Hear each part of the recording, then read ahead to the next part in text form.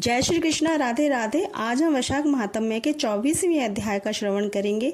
पिछले अध्याय में हमने सुना था कि इंद्र के द्वारा पर स्त्री गमन के कारण इंद्र की बल शक्ति आदि नष्ट हो गई थी। तब शुक्ल पक्ष की अक्षय तृतीया के दिन देवताओं और बृहस्पति ने इंद्र से वैशाख के धर्म कराए, जिससे इंद्र के सब पाप नष्ट हो गए। अतः अक्षय तृतीया और अक्षय तृतीया का महत्व भी बताया। अक्षय तृतीया मनुष्यों को भक्ति और मुक्ति देने वाली है। अब आगे की कथा इस प्रकार से है।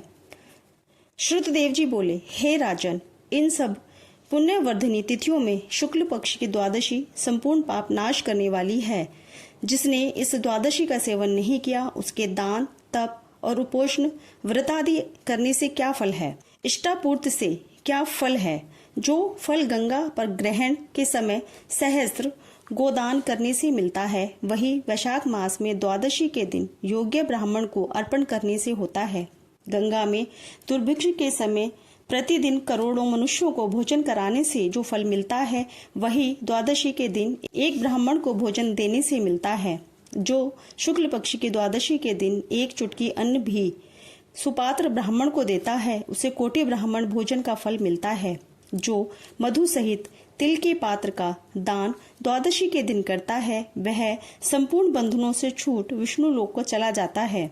शुक्ल पक्ष की एकादशी के दिन जो रात्रि में जागरण करता है, वह जीते जी ही मुक्ति पाता है और उससे सब देवता प्रसन्न रहते हैं। करोड़ों सूर्य ग्रहण और चंद्र ग्रहणों में जो तीर्थों में स्नानादि करने से फल मिलता है, वह एकादशी के दिन प्रातः काल स्नान करने से मिलता है।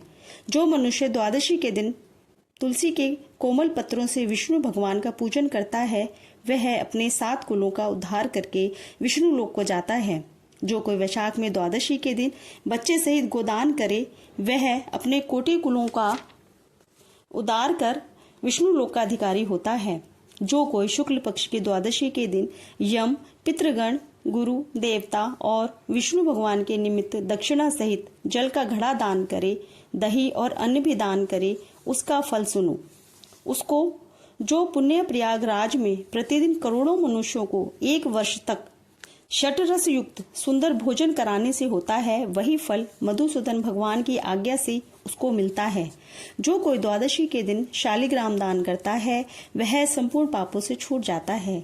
जो ग्रहण के समय गंगा में सप्त द्वीपवती पृथ्वी का करोड़ बार दान करे, उसके समान ही फल मिलता है। द्वादशी के दिन जो मधुसूदन भगवान को दूध से स्नान कराए, उसे राजसूय और अश्वमेघ यज्ञों के समान फल मिलता है। वही फल गंगा में मिलता है, इससे संदेह नहीं। त्रयोदशी के दिन जो दूध और दही मिलाकर विष्णु भगवान का पूजन करे, उसमें शर्करा, मधु और धृत मिला मधुसूदन भगवान की प्रसन्नता के लिए भक्ति पूर्वक पंचामृत से भगवान को स्नान करावे, वह अपने सब कुलों का उद्धार कर विष्णु लोक को जाता है।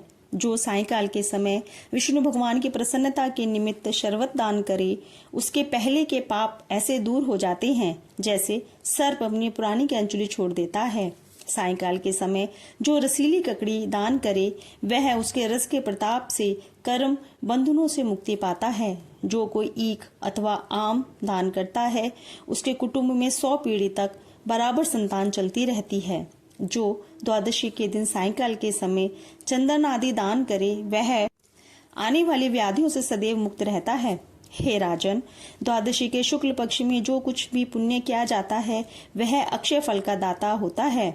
हे राजन, इसकी प्रख्याति क्यों हुई है, यह भी मैं तेरे सामने कहता हूँ। इसके सुनने से संपूर्ण पाप दूर हो जाते हैं और अत्यंत मंगलकारी है। प्राचीन समय में काश्मीर देश में एक देवव्रत नामक ब्राह्मण हुआ था। उसकी मालिनी नाम की एक पाप रूपी पुत्री हुई। वह कन्या सत्यशील नाम के एक बड़े विद्वान ब्राह्मण से ब्याही गई। उससे विवाह करके वह अपने यमन नाम देश को चला गया। वह रूप यौवन संयुक्ता कभी भी पति के प्रिय न हुई और वह निष्ठुर उससे सदा द्वेष रखे। उसके अतिरिक्त किसी से भी कुछ द्वेष न रखे। अपने पति पर क्रोध कर वशीकरण करने की इच्छा से उसने अन्य स्त्रियों से पूछा, जिनको पहले उनके पतियों ने त्याग दिया था। तब वे बोली, तेरा पति वशीभूत हो जाएगा, हमें अच्छी तरह विश्वास है। हमने तो वशीकरण की औषधि से अपने पति को वश में कर लिया। तू योगिनी के पास जा, वह सुंदर औषधि दे देगी। तू सोच विचार मत कर, तेरा पति तेरे दास के समान हो जाएगा। तब हे राजन, वह उनके कथनानुसार योगिनी के मंदिर में जा योगिनी को अत्यंत प्रसन्न करने लगी तथा वह दुराचारिणी बहुत शीघ्र ही उस कुटी में पहुंची जहां 100 स्तंभ बने हुए थे। वह कुटी बहुत लंबी चौड़ी कांतिमान थी। उसके चारों ओर झालरदार कपड़ा लगा था जिसमें गोटा किनारी लगा हुआ था। बड़ी बड़ी दीवारों में चारों ओर सफेदी हो रही थी, दीपक जगमगा रहे थे। ऐसे शोभायमान स्थान में विराजित सेवा करने को आने वालों को देख रही थी। रुद्राक्ष की माला से जप कर रही थी। इस प्रकार योगिनी से जब उस स्त्री ने प्रार्थना की तब योगिनी ने प्रसन्न हो मन को शोभ कराने वाले मंत्र बतलाए। तब उसने नमस्कार कर पैर की हीरों से जड़ी हुई अंगूठी जो बहुत चमक रही थी भेंट की, जिसमें सुंदर जड़ा हुआ सुवर्ण सूर्य की कांति के समान प्रकाश देता था। पांव की अंगूठी देख योगिनी अत्यंत प्रसन्न हो गई। पति के अपमान से व्यथित हृदय का वृतांत जान हित की बात कहने लगी। यह रक्षा चूर्ण संपूर्ण प्राणियों को वश में करने वाला है। यह चूर्ण अपने पति को दे, उसकी ग्रीवा की रक्षा करना, तो तेरे पति तेरे वश में हो जाएगा और किसी के पास न जाएगा तथा तेरे दुष्चरित्रों को देखकर भी कुछ नहीं कहेगा। वह उस चूर्ण को लेकर अपने घर आई और संध्या समय दूध में मिलाकर वह चूर्ण दे दिया और ग्रीवा की रक्षा कर दी। कुछ विचार न किया। हे राजन, उस चूर्ण को पीने से उसे क्षय रोग हो गया, जिससे वह दिनों दिन क्षीण होने लगा और उसके गुहा स्थान में दुष्ट घाव होने से कीड़े पड़ गए। जब कुछ दिन में पति की ऐसी दशा हो गई तो वह दुष्ट पुंचली इच्छा पूर्वक विचरने लगी। तेज क्षीण हो जाने से व्याकुल इंद्री वाला वह पति रात दिन त्राही त्राही पुकारने लगा और बोला, हे शोभने, मैं तेरा दास हूँ, मैं तेरी शरण में हूँ, मेरी रक्षा कर। मैं पर स्त्री की इच्छा नहीं करता हूँ। हे राजन, अपने पति के ऐसे वृतांत को सुनकर वह घबराई और सोचने लगी कि पति जीवित रहेगा तो मैं गहने कपड़े पहनती रहूंगी। ऐसा सोच दौड़कर वह योगिनी के पास गई और उससे सब वृतांत कहा। तब उसने पहली औषधि का दाह शांत करने से निमित्त दूसरी औषधि दी। औषधि के देते ही तत्क्षण उसका पति स्वस्थ हो गया, जिससे पहले चूर्ण से उत्पन्न हुआ दाह इससे शांत हुआ। तब से पति घर में ही रहता और उसके वशीभूत हो गया। घर के काम के बहाने से उपपति घर में आकर निवास करते। इसी प्रकार सब जाति के व्याभिचारी मनुष्य घर में आते रहते, परंतु उसे स्त्री के आगे कुछ भी कहने की शक्ति ना थी। इसी पाप के कारण उसके शरीर में भयानक पाप नाशक कीड़े पड़ गए। उन कीड़ों ने उसकी नाक, जीवा और दोनों कानों में छेद कर दिए। स्तन कट गए, अंगुलियों की टोंट बंध गई और पांवों से लूली हो गई। ऐसे कष्ट भोगकर अंत में देह त्याग नरक भोगने लगी तथा 15 सहस्त्र वर्ष तक ताम्रभांड नामक नगर में दग्ध होती रही। फिर 100 जन्म तक बार बार कुत्ते की योनि में पड़ी। नाक कट रही है, कान फटे हैं, मस्तक में कीड़े पड़ रहे हैं, पूंछ कट गई है, टांग लंगड़ी हो गई है। इस दशा में वह घर घर घूमती थी। पीछे 100 वीर देश में पद्म बंधु नामक ब्राह्मण की दासी के घर कुतिया बनी और अत्यंत दुख से व्याकुल, कान टूटे, नाक कटी फटी और पूंछ छिन्न भिन्न, मस्तक में कीड़े भरे रहते तथा योनि में भी कीड़े पड़े रहते। इस प्रकार उस जन्म में भी अनेक कलेशों को सहन करती थी।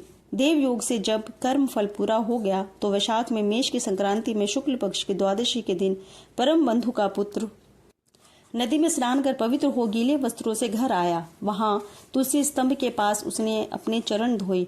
उसी स्तंभ के नीचे वह कुतिया सो रही थी। अतः सूर्योदय से पहले वह कुतिया उस चरणों के धोए जल में लेट गई, जिससे उसके सब अशुभ कर्म तत्काल नष्ट हो गए और पूर्व जन्म की याद हो आई।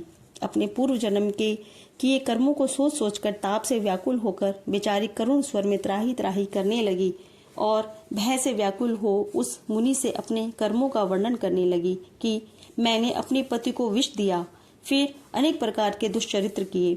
हे ब्राह्मण, जो कई धर्महीना दुराचरणीय स्त्री अपने पति को वश में करती है, वह मेरी ही भांति ताम्रभांड नामक नरक में डालकर तपाई जाती है। पति ही नाथ हैं, पति ही स्वामी हैं, पति ही देवता हैं। उसके संग अनर्थ करके स्त्री सुख कैसे पा सकती है? जो कोई अपने पति को दुख देती है वह 100 जन्म पर्यंत कुत्ते की योनि पावे और शरीर में असंख्य कीड़े पड़ जाते हैं। अतः हे ब्राह्मण, स्त्री को उचित है कि वह सदा अपने पति की आज्ञा माने। मैं तुम्हारे सम्मुख खड़ी हूँ। यदि तुम आज मेरा उद्धार कर दो तो फिर मुझे नीच योनि नहीं मिलेगी।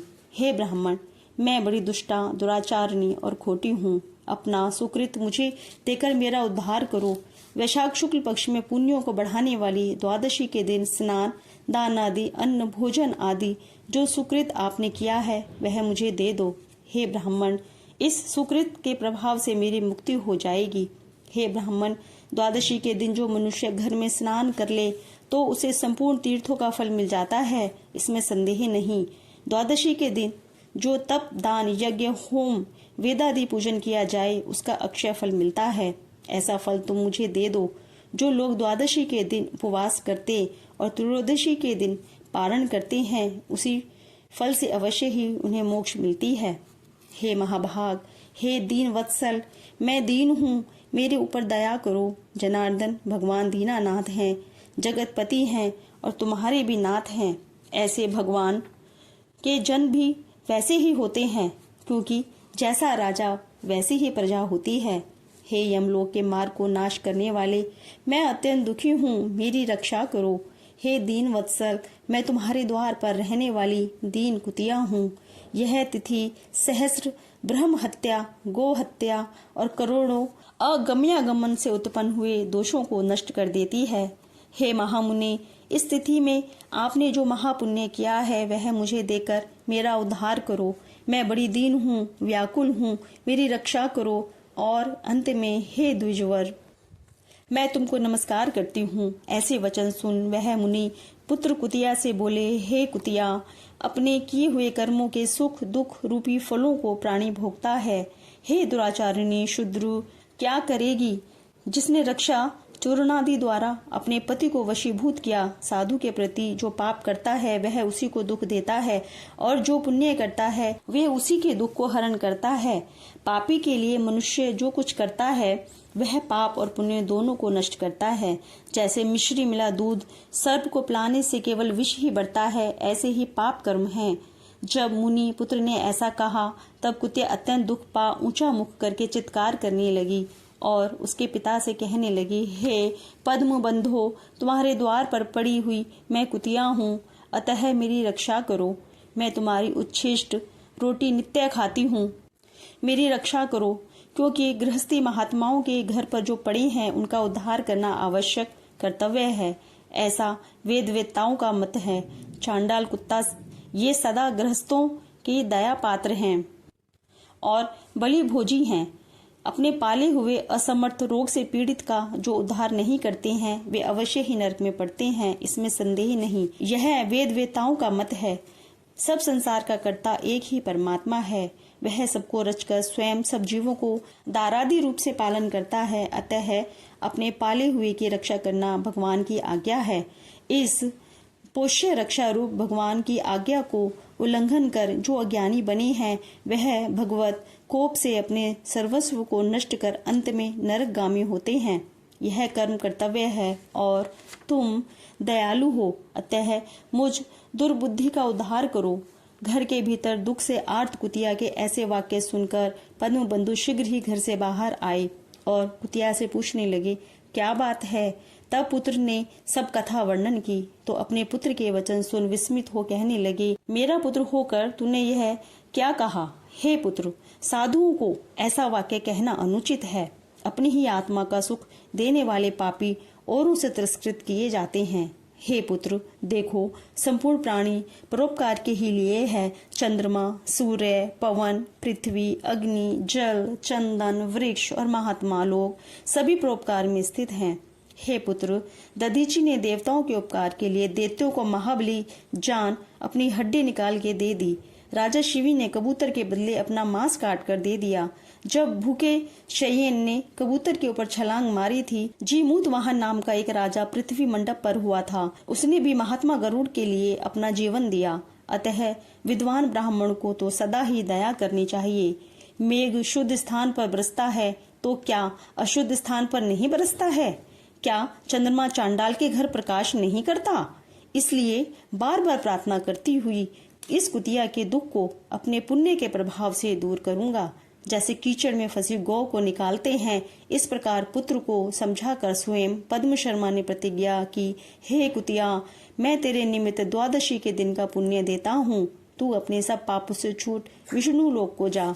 इतना कहते ही हे राजन, वह कुतिया अपने जीर्ण शरीर को त्याग दिव्य वस्त्र आभूषण पहन 100 सूर्यों के सदृश प्रभाव वाली सावित्री के समान हो ब्राह्मण से आज्ञा मांग 10 दिशाओं में प्रकाश करती चली गई।